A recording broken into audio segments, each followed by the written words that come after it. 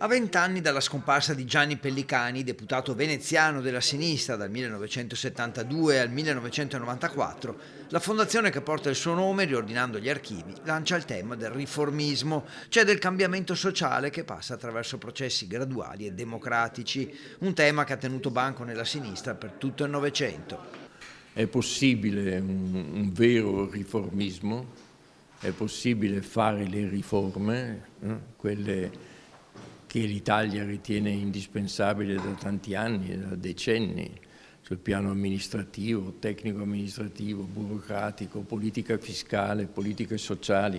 È ancora possibile, ancora ha senso essere riformisti, cioè volere seriamente e radicalmente queste riforme? È una parola ormai di cui si è abusato, una parola svuotata di significato e quindi tutti a parole sono riformisti, ma nessuno fa le riforme.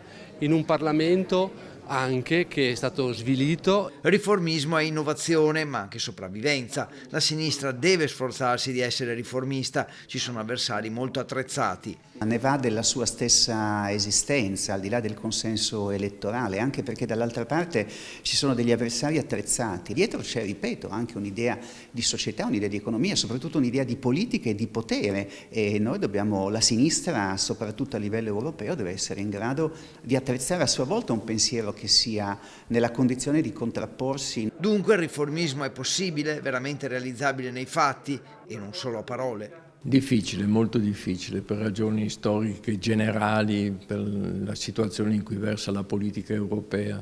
I margini di una efficace politica riformista sono ridottissimi.